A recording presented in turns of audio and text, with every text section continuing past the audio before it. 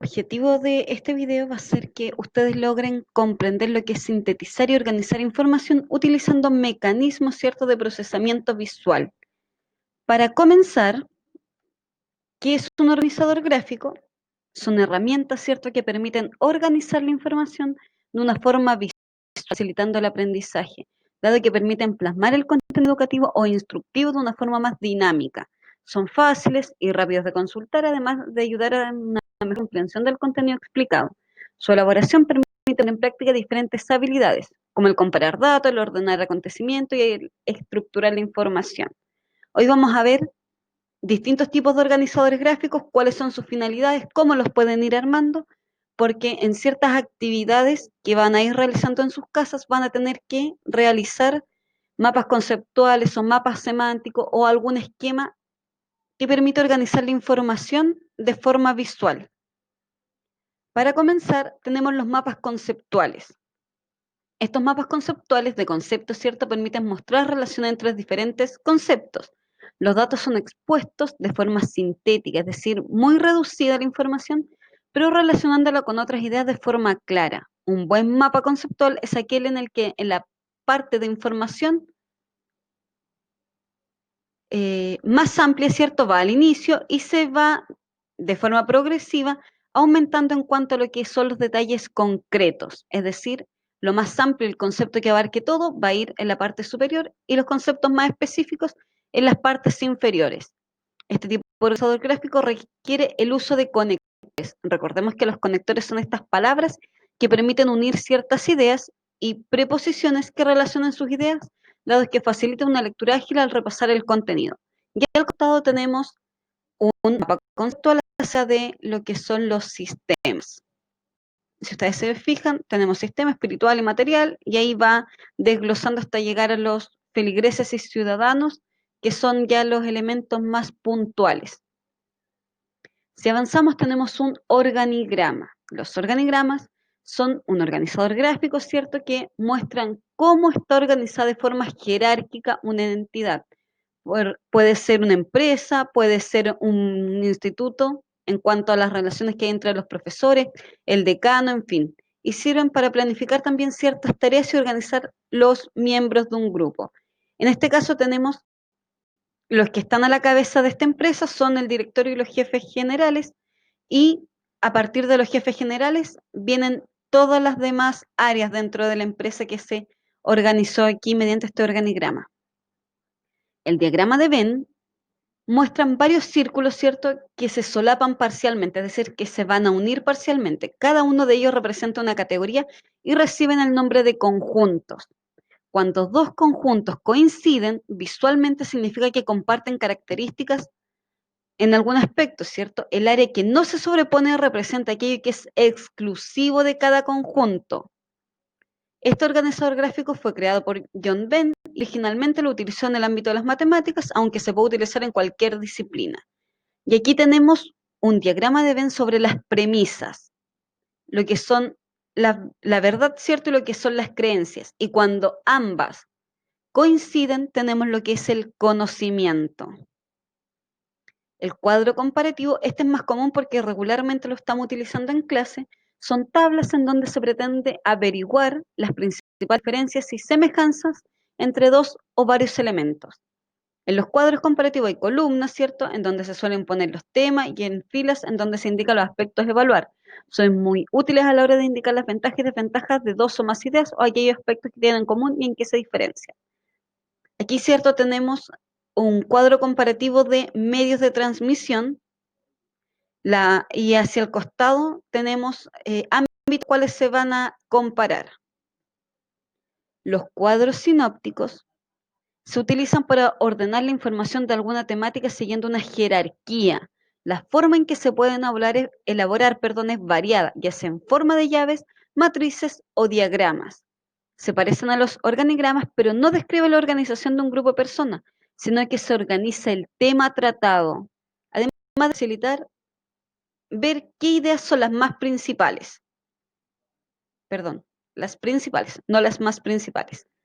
Ya aquí tenemos un ejemplo de cuadro sinóptico en donde tenemos una idea general que se divide en 3 ideas principales que a la vez se dividen en ideas complementarias y en detalles. Los mapas de idea también son llamados mapas mentales, son aquellos en donde las ideas se muestran de forma visual, similar a cómo se hacen los mapas conceptuales, pero sin seguir una jerarquía. Simplemente se indican las ideas principales. Y generalmente también el concepto que va a abarcar todo va en el centro. Permite aclarar lo fundamental del contenido e ir armándolo poco a poco para hacer un mapa conceptual posteriormente. Se pueden utilizar colores, imágenes, palabras clave, gráficos, en fin, dibujos. Aquí tenemos un mapa de ideas acerca de lo que es la ética y aquí tenemos un mapa de ideas, también un mapa mental, ¿cierto? Acerca de cómo construir un mapa mental o un mapa de ideas. ¿Cómo lo vamos a construir? Lo primero son, aquí tenemos las palabras atrás. Las palabras las tenemos aquí, tienen que ser legibles, tienen que estar en relación al tema, la forma, tenemos las frases, pancartas, bocadillos, etcétera, formas que vamos a utilizar para introducir, las imágenes pueden ser fotos, pictogramas, sencillo, evocador. Acá tenemos los colores son libres que permitan diferenciar, homogeneizar, vínculos, zonas, en fin. El material tiene que ser agradable, es decir, que nos guste trabajar con esto, que nos permita plasmar, ¿cierto?, las ideas. El papel puede ser cualquier tipo de tamaño. Eh, la imagen central, el concepto central puede ir centrado, puede ser una imagen, en fin, pueden poner ramas orgánicas, flexible, abierta, inclinaciones tienen que ser armónicas, el largo da lo mismo, etcétera.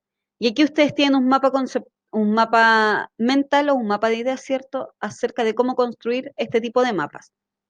Las telarañas también son un tipo de organizador gráfico que se utiliza para mostrar la relación entre una categoría, la cual se coloca en el centro de la telaraña. Si vamos al ejemplo aquí de los animales, tenemos un perro. Y a partir de lo que es el perro se van tirando líneas para ver su relación con otros animales. Por ejemplo, acá tenemos el concepto de mamífero, acá tenemos el concepto de mascota, las razas, y ese concepto de ahí no lo alcanzo a ver, pero tenemos las relaciones que hay entre cada animal con el perro. Tanto la categoría principal como las secundarias interactúan entre sí formando una telaraña. Las telarañas se diferencian de los mapas conceptuales porque son muy esquemáticas, sin reducir a conectores para facilitar la lectura en voz alta.